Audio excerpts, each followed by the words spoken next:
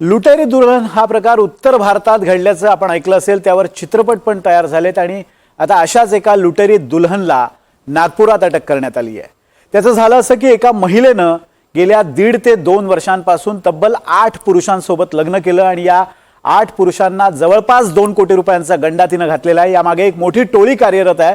नागपूर पोलिसांनी ही संपूर्ण टोळी उद्ध्वस्त केलेली आहे, त्यांना अटक केलेली आहे। याची कार्यपद्धती अशी होती की ही लुटेरी दुल्हन आपल्यावरच्या अडचणींचा बाऊ करत किंवा त्याचं भांडवल करत या पुरुषांकडून सहानुभूती मिळवायची, त्यांच्याशी ओळख वाढवायची आणि त्यानंतर त्यांच्यासोबत लग्न करायची। काही दिवस हा संसार चांगला चालायचा, त्यानंतर या लुटेरी दुल्हनचे कारनामे सुरू व्हायचे, त्यानंतर पुरुषांचा छळ व्हायचा, पुरुषांना ब्लॅकमेल केलं जायचं आणि अखेर हे प्रकरण डिवोर्स पर्यंत यायचं आणि या डिवोर्स नंतर ही दुल्हन यांच्याकडून मोठ्या प्रमाणात पैसा उकळायची, दागिने उकळायची आणि पसार व्हायची, असा हा सगळा प्रकार होता। आणि या लुटेरी दुल्हनला पकडण्यात नागपूर पोलिसांना यश आलं। त्याचं झालं असं की नागपूरमधला एक प्रसिद्ध चहावाला आहे डॉली चहावाला, या डॉली चहावाल्याच्या इथं या दुल्हनला पकडण्यात पोलिसांना यश मिळालेलं आहे आणि त्यानंतर हा सगळा प्रकार समोर आलेला आहे। आपण पाहूयात की नेमके कोण कोण या लुटेरी दुल्हनच्या सापळ्यात अडकले होते। इम्रान अन्सारी, नजमुम साकिब, रहमान शेख, मिर्झा अशरफ बेग हे 4 जण, त्याशिवाय आणखी 4 जण नागपूरमधले आहेत। मुदस्सिर मोमीन, मोहम्मद तारिक अनीस, अमानुल्ला खान आणि गुलाम गौस पठाण असे हे 8 जण या लुटेरी दुल्हनच्या जाळ्यामध्ये अडकले होते। हिची मोडस ऑपरेंडी काय होती आपण त्यावर सुद्धा एक नजर टाकूयात। फेसबुक आणि मॅट्रिमोनियल साईटवरून ही सावज हेरायची, त्यानंतर फेसबुक किंवा व्हॉट्सअप कॉलवरून संवाद साधायची, आपलं दुखणं सांगून त्याला प्रेमाच्या जाळ्यात ओढायची। सावज प्रेमाच्या जाळ्यात अडकलं की निकाह व्हायचा, त्यानंतर मौलाना, वकील आणि दलालांची टोळी या महिलेनं तयार केली होती। पतीवर बलात्कार, मारहाण आणि सोनं लुटल्याचा गुन्हा दाखल व्हायचा, कारण हे सगळे पोलिसात जायचे आणि खंडणीखोराची एक संपूर्ण टीम या सगळ्या रॅकेटमध्ये काम करत होती आणि हा सगळा प्रकार अशा पद्धतीनं बनाव रचला जायचा। पोलिसही बलात्काराच्या तक्रारी दाखल करून घ्यायचे आणि यात अडकलेलं सावज अखेर या महिलेच्या सांगण्याप्रमाणे करायचं आणि तिला पैसे देऊन मोकळवायचं। 8 लग्न या महिलेनं नागपूरमध्ये केली आहेत। सोशल मीडियातून ओळख झाली, त्यानंतर शिक्षिका म्हणून ती काम करायची अशी सुद्धा माहिती समोर येते। त्यानंतर लग्न करून ती ब्लॅकमेल करायची, दुसरी पत्नी होण्यास सुद्धा तयार व्हायची, म्हणजे कोणत्याही परिस्थितीत हिला त्या पुरुषाच्या गळ्यात पडायचं असायचं आणि 2 कोटी आतापर्यंत हिने एकट्या नागपुरातून उकळल्याचा अंदाज आहे।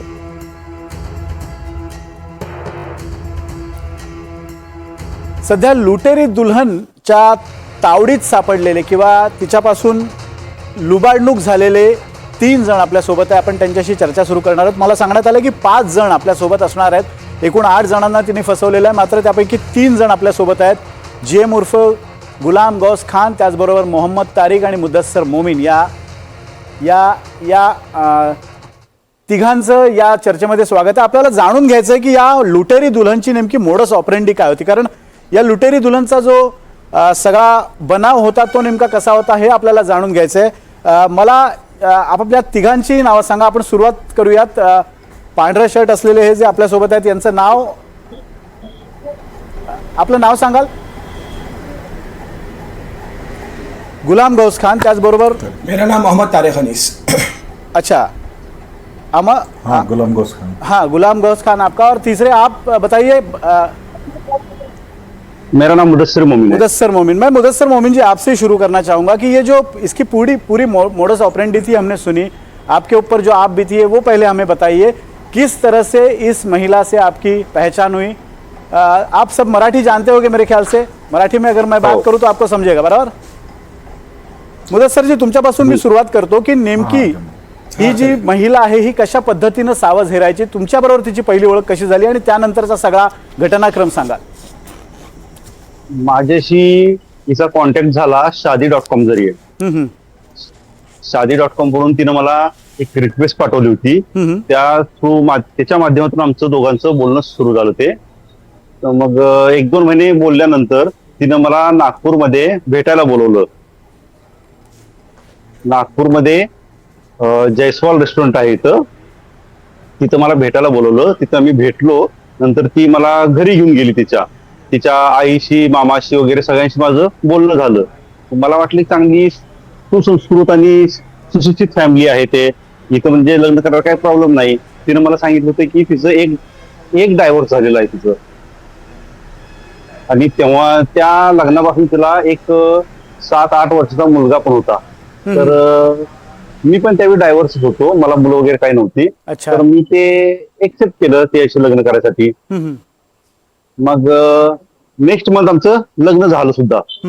मग लग्न झालं तर एक महिनाभर दोघांचा संसार अतिशय चांगला चालला.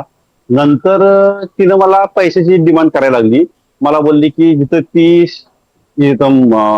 इस्लामी हायस्कूल मोमीनपुरा, तिथं ती एक शिक्षिका होती, परमनंट जॉब होता तिला. तर ती बोलली की इथं शाळेमध्ये तिला खूप त्रास होतोय आणि तिला ते ट्रान्सफर घ्यायचे आहे. तर ते ट्रान्सफर घेण्यासाठी जवळपास तिला 5-10 लाख रुपयाची गरज होती. तर त्यावेळी माझ्याकडं LPG ऑटो 3 रिक्षा होत्या. तर मी ती तिन्ही रिक्षा विकून तिला जवळजवळ 3.5-4 लाख रुपये त्यावेळी दिले ट्रान्सफर घेण्यासाठी. मग जसे माझ्याकडून तिने पैसे घेतले तर मग माझ्यावर छोटी मोठी भांडणं, किरकोळ कारणावरून हे चालू झालं तिचं. मग ते चालू झाल्यानंतर बरंच मला ती पैशासाठी परत त्रास द्यायला लागली.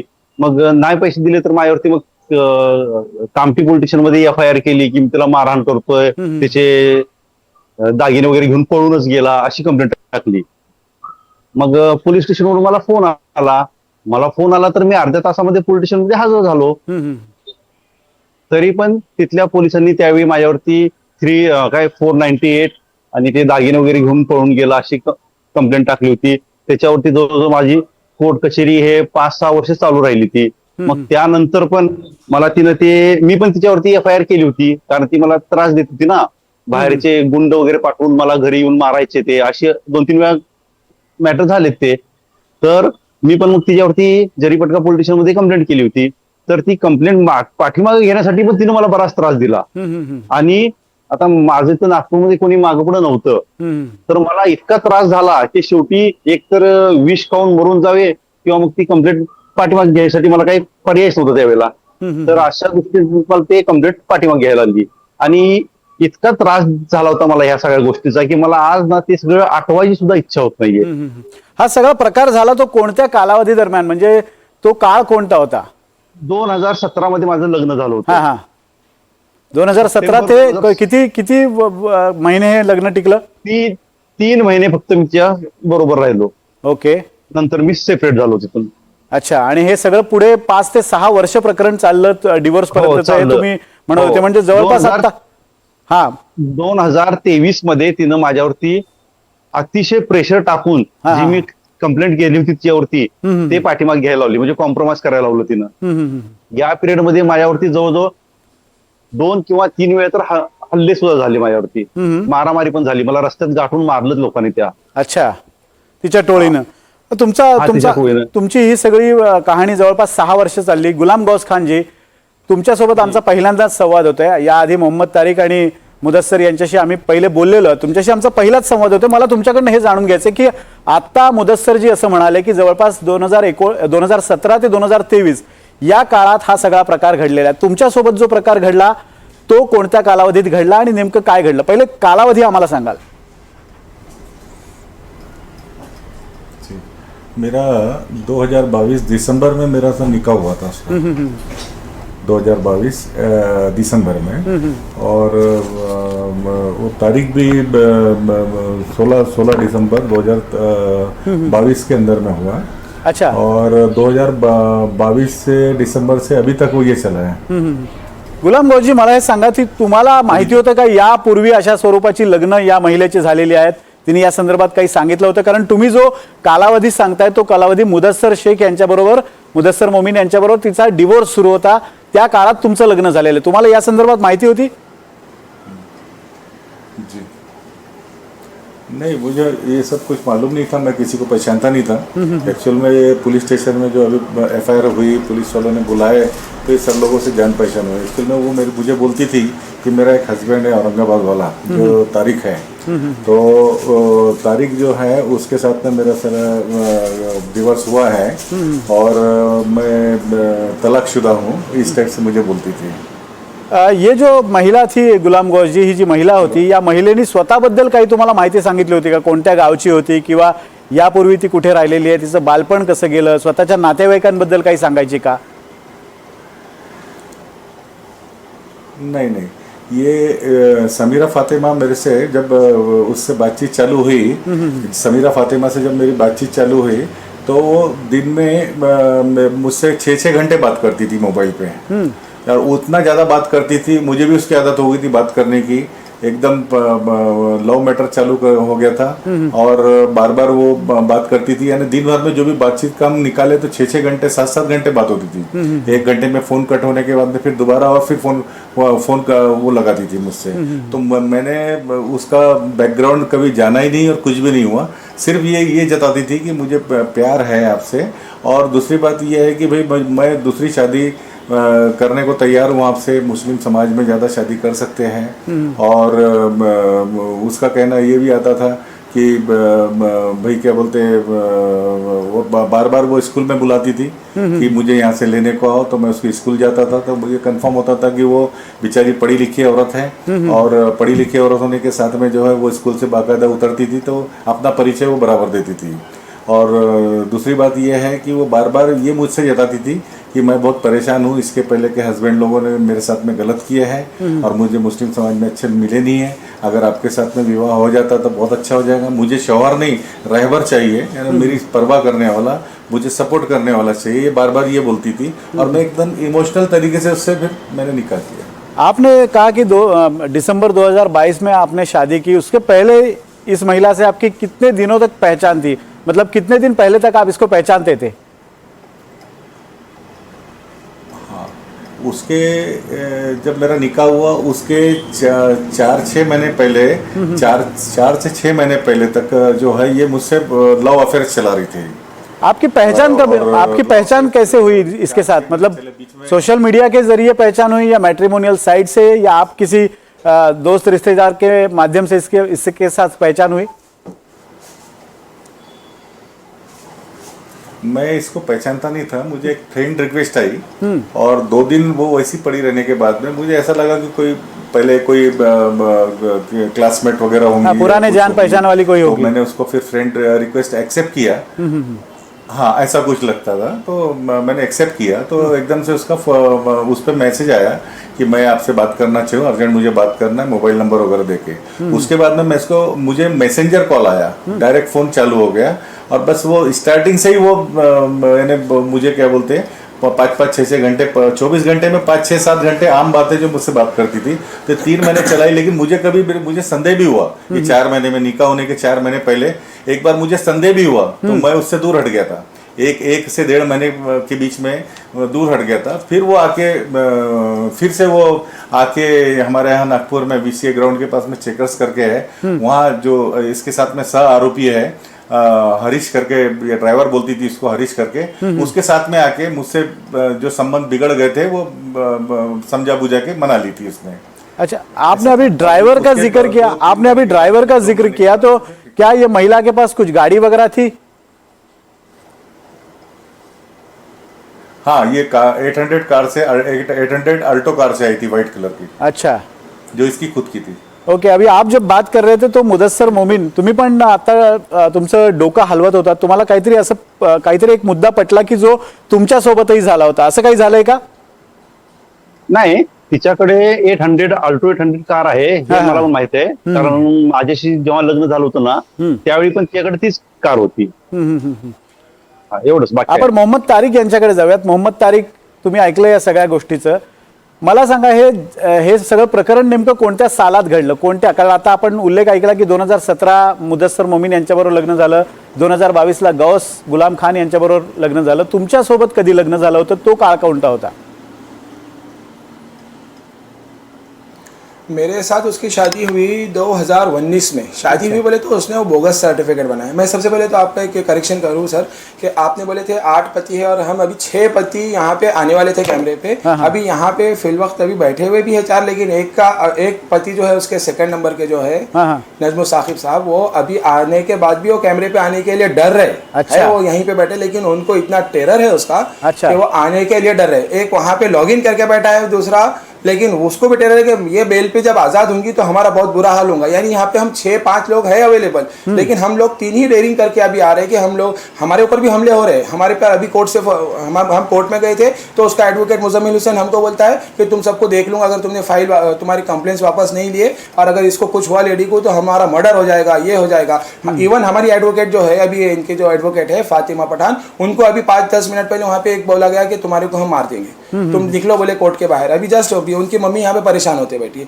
और अभी यहाँ पे ये 5-6 लोग होने के बावजूद हम लोग 3 ही आए हैं, 3 आ रहे हैं, वो भी डेयरिंग करके आ रहे हैं। ये जो है अभी यहाँ पे अवेलेबल होने के बावजूद भी वो आपके कैमरे पे आने के लिए कतरा रहे हैं। तो उसका डर और खौफ कितना है ये देखिए, क्योंकि वो उस तरीके से हाल कर देती है सर। उसका एक ही ट्रेंड रहा है जो मैंने स्टडी किया है और ये मैंने जो डॉक्यूमेंट्स उसके किया है, उसके पास एक सिंडिकेट है, एक बहुत बड़ा नेटवर्क वो चला रही है। उसके पास गुंडे हैं, जो गुंडे हैं वो इतने मामूली गुंडे नहीं है कि तड़ी पार है, किसी पे 12 FIR है, किसी पे 13 FIR है, किसी पे ऑर्डर होने के बावजूद भी, वो तड़ी पार होने के बावजूद भी वो डिस्ट्रिक्ट में रहते हैं वहाँ पे।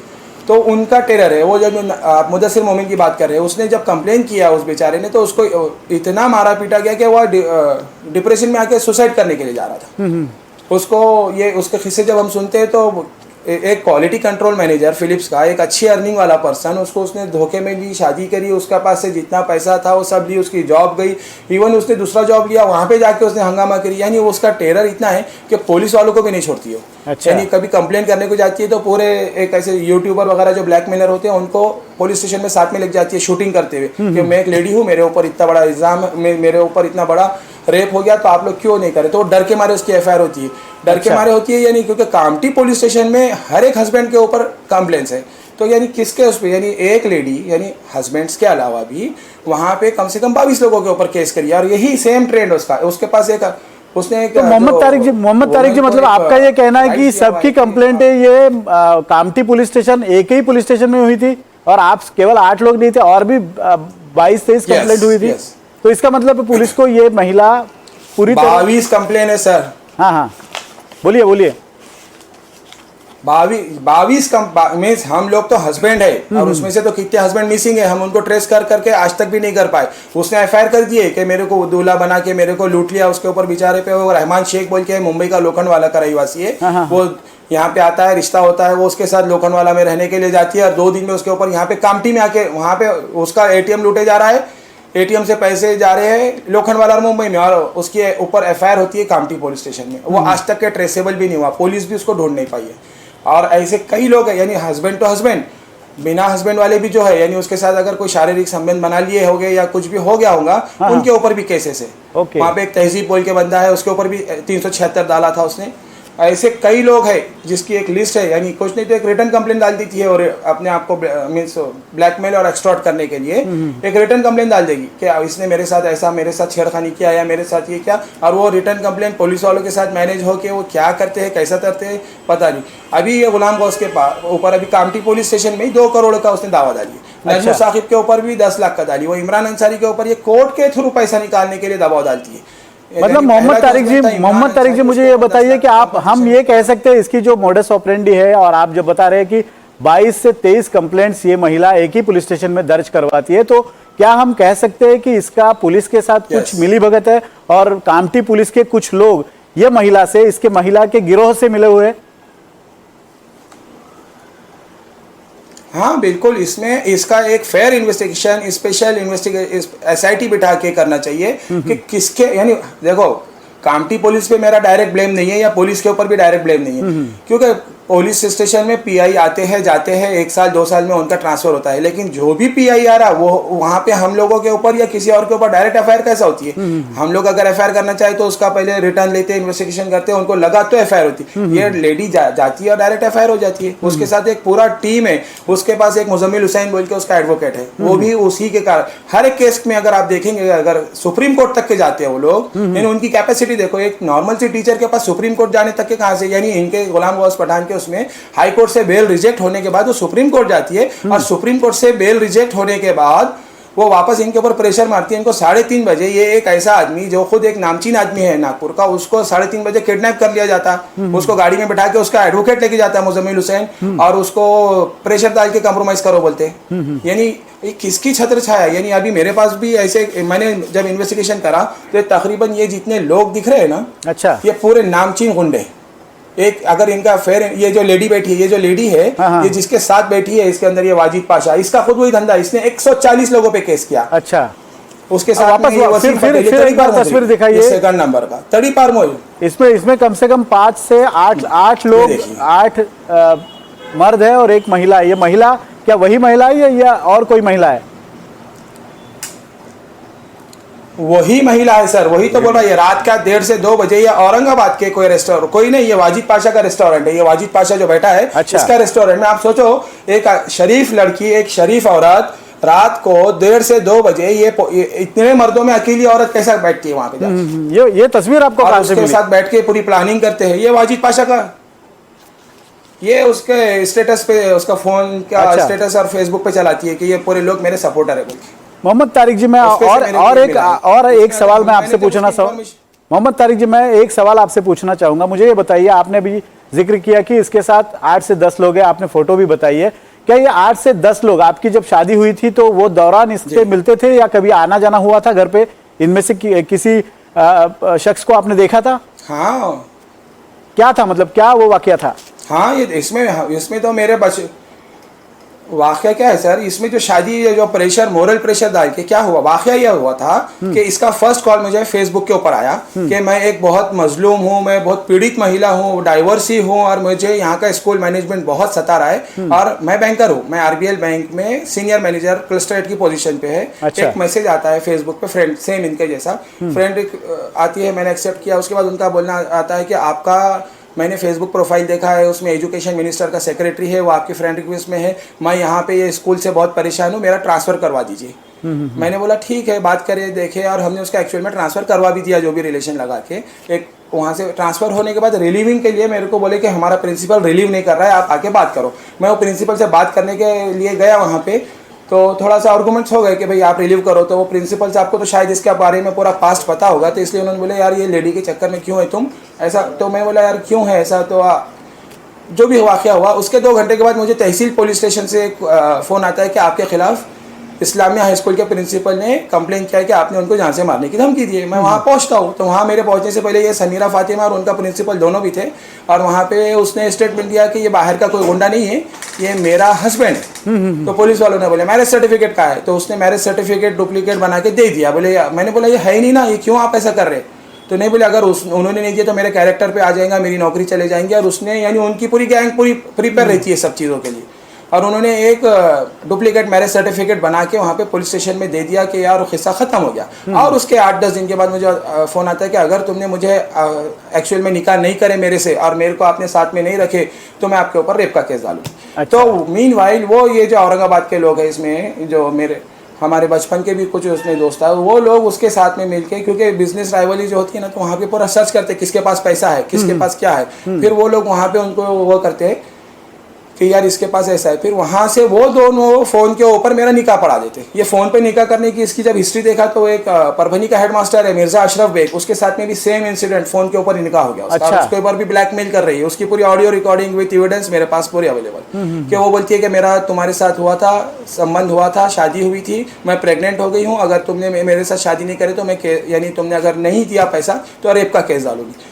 तो पहले पति से लेके अभी जो डॉक्यूमेंट हमारे पास अवेलेबल है, तो 90 पति तक, और इन पतियों को छोड़ दो, उसके अलावा भी अगर आप कोई और दूसरे लोगों को देखे तो सबके ऊपर यही ब्लेम है। अच्छा, केस ये कि इसने गोल्ड ऑर्नामेंट चुरा लिया, इसने मेरा रेप कर दिया। यानी रेप एक means wife can't file rape case against the husband, ये हिंदुस्तान का कानून है। फिर भी हो जाती, मेरे ऊपर भी 377 डालने का बहुत ट्राई किया, लेकिन हमारे GM खान साहब के ऊपर 377 कैसा आ जाता है, मेरे पे 376 हो गई है सर। मैं हस्बैंड होना, वो डॉक्यूमेंट के एविडेंस के हिसाब से मैं उसका हस्बैंड है और मेरे ऊपर 376 का केस हो जाता है। अच्छा, ये गुलाम गौस खान जी, मोहम्मद तारिक, इन्होंने अभी जो 2-4 बार जिक्र किया एक स्कूल का, क्या ये वही स्कूल है जो आप भी जिस स्कूल का जिक्र कर रहे हैं? और इस स्कूल में आपने कुछ जानकारी ली, ये क्या वही ये महिला वहां काम करती है या वहां भी कुछ घपले वाला मामला दिख रहा है? स्कूल वही स्कूल है, इस्लामिया स्कूल जिसके जिक्र तारिक भाई कर रहे हैं, वही स्कूल है। और वहाँ पे भी जो पूरा उनका स्टाफ है, वो पूरा स्टाफ जो है परेशान है। ये हर किसी के बारे में कंप्लेंट करना इनकी आम बात है। अच्छा। कोई टीचर के बारे में, कोई जेंट्स टीचर के बारे में, हेड टीचर के बारे में, इसके और ट्रस्टियों के भी बारे में ये बार बार ये पुलिस में जाके कंप्लेंट करती है। इसको ये बीमारी है कंप्लेंट करने की। अच्छा। जाना और झूठी कंप्लेंट डाल देना वहाँ पे। अच्छा, एक लास्ट आखिर सवाल बताता हूँ। हाँ मोहम्मद तारिक जी, एक आखिरी सवाल मैं पूछूंगा, आप अपनी बात कहिए, मगर एक आखिरी सवाल आप सबको पूछूंगा। अभी ये सब सामने आने के बाद कम से कम 8 या 9 लोग आप हो, तो एक साथ कुछ केस बनाने की आप सोच रहे हो या इस तरह से कुछ सोच रहे हो क्या? एडवोकेट जो अब हमारे को जैसा बताएंगे, क्योंकि हमको कानून इतना जानते नहीं। मैं वो यानी ये इंसिडेंट होने के बाद मैंने लॉ में एडमिशन लिया और लॉ कर रहा हूँ कि कानून क्या है और क्या नहीं है। एक्चुअल में मैं आपको एक क्वेश्चन जो अभी आपने जो किया उसका जवाब दिया कि अभी एडवोकेट हमको जिस तरीके से कानूनन जो कार्रवाई हम कर सकते हैं हम करेंगे, हम पीछे नहीं हटेंगे। लेकिन हमको मीनवाइल सबको धमकी, इवन हमको तो जो हमको हमारे एडवोकेट्स को धमकियाँ दी जा रही है। हमारे इनके जो गुलाम गौस खान साहब के जो वकील थे एमआर खान, उनको उसने एक मैसेज दिया कि अगर तुमने मेरा यह कंप्रोमाइज़ नहीं कराई तो मैं तुम्हारे पे केस डालूंगी। वो बेचारा इनका वकील और आज बिहाफ में काम कर रहा है वो समीरा फातिमा के। अच्छा सर, और दूसरी बात ये कि ड्यूरिंग जब हमारा केस चल रहा था तो वो टाइम के ऊपर मैं मीन्स वो कुछ खिलाती है, उसके पास कुछ है कि मेरे उसमें ब्लड क्लॉट हो गया था, मैं कोमा में गया, मैं 15 दिन तक के कोमा में यहाँ पे मेडिट्रेना हॉस्पिटल में था। अच्छा। और सेम इंसिडेंट मैंने अभी हम लोगों ने जब बात करी तो इनके साथ में भी न्यूरोलॉजी, यानी कोई दवा है या कुछ वो उन लोगों के पास कि उनको वो डाल के हम लोगों को वो तो ऊपर वाले ने बचा लिया, वरना मैं 8 से 15 दिन यहाँ पे कोमा में रहा। डॉक्टर ने जवाब दे दिए थे कि मर जाएगा। उसी लिए मैं आज इतना जो कर रहा हूँ ना कि और कोई दूसरी जिंदगियां, इसमें एक नहीं कम से कम 50 फैमिलियां बर्बाद कर दिए सर। और लोग सुसाइड करने के लिए निकलते हैं इसके अंदर। हम लोग आज जो डेयरिंग कर रहे हैं कि ठीक है हमारे साथ हुआ, अब वो किसी और के साथ ना हो, इसलिए हम लोग डेयरिंग कर रहे हैं। लेकिन आज भी कुछ लोग ऐसे अभी यहाँ पे बैठे हैं लेकिन वो लोग आने को डर रहे हैं। तो हम लोग उनसे भी रिक्वेस्ट करते हैं कि ठीक है आप मत आओ, क्योंकि उनकी फैमिली को थ्रेट्स दिए जा रहे हैं कि तुम ये कैसे हटो वरना हम तुम्हारी फैमिली को। हाँ, ये मेरे को बोला गया अभी कि रोड पे गाड़ियां बहुत चलती, तुम अकेले सफर करते, कोई प्रॉब्लम नहीं है कि एक एक्सीडेंट हो जाएगा और तुम मर जाएगी। अच्छा, एक बहुत को बोला गया, मतलब तुमच्या सगळ्यांवर जी परिस्थिती ओढावली आहे त्याची आम्ही कल्पना करू शकतो आणि या सगळ्या प्रकरणात तुम्हाला कायदेशीर मदत मिळून तुम्हाला न्याय मिळेल अशी आपण अपेक्षा करूया। तुम्ही तिघही जण आणि तुमच्या सोबतही अजून 2 जण, तुम्ही जसा उल्लेख केलात की 2 जण अजून आहेत, मात्र ते इतके घाबरलेत की या प्रकरणात ते बोलू इच्छित नाही आहेत। त्यामुळे या सगळ्या प्रकरणात तुम्हाला न्याय मिळावे ही अपेक्षा, आणि त्या प्रकरणात जर न्याय मिळण्यासाठी आमची माध्यम म्हणून मदत होणार असेल तर आम्ही तुम्हाला त्या संदर्भात मदत करू। धन्यवाद तुमच्या सगळ्यांचे या चर्चेमध्ये सहभागी झालात त्याबद्दल।